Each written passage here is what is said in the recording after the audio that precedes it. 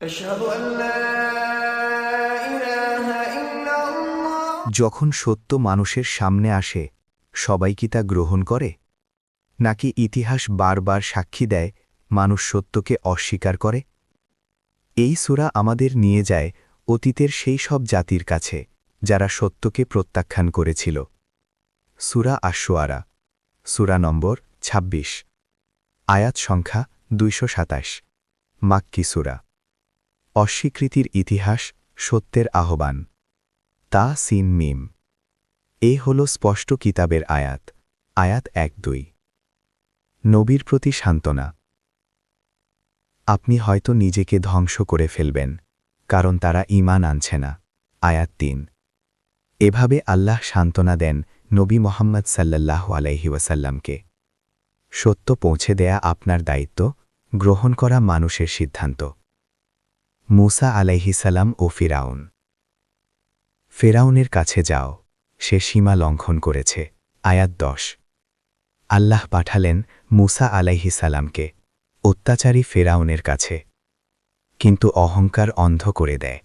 সত্য স্পষ্ট হলেও তারা অস্বীকার করে অবশেষে আমরা তাকে ও তার বাহিনীকে সমুদ্রে ডুবিয়ে দিলাম আয়াত ৬৬ এটাই ইতিহাসের শিক্ষা অত্যাচার কখনো স্থায়ী নয় ইব্রাহিম আলাইহিস সালামের যুক্তি তারা কি শোনে অথবা উপকার বা ক্ষতি করতে পারে আয়াত ৭৩ ইব্রাহিম আলাইহিস সালাম প্রশ্ন করেন যাদের তোমরা পূজা করো তারা কি কিছু করতে পারে তিনি ঘোষণা করেন সৃষ্টিকর্তা একমাত্র আল্লাহ যুক্তি জ্ঞান ও বিশ্বাস এই তিনিই সত্যের পথ অন্যান্য নবীদের আহ্বান ইতিহাস এক নয় কিন্তু বার্তা এক আল্লাহকে ভয় করো এবং আমার আনুগত্য করো নূহ আলাইহিস সালাম প্লাবনের সতর্কবার্তা হুদ আলাইহিস সালাম শক্তিশালী জাতির কাছে দাওয়াত সালেহ আলাইহিস সালাম অলৌকিক নিদর্শন লূত আলাইহিস সালাম নৈতিক অবক্ষয়ের বিরুদ্ধে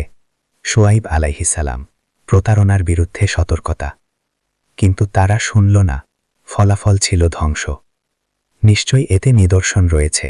কিন্তু অধিকাংশই ঈমান আনে না কুরআনের সত্যতা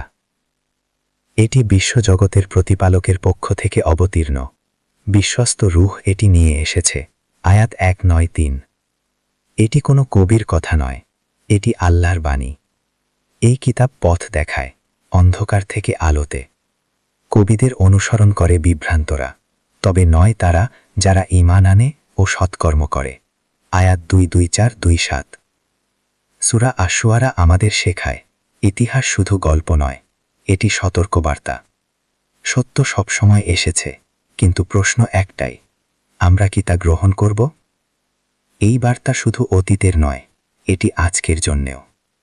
সত্যকে জানুন বুঝুন গ্রহণ করুন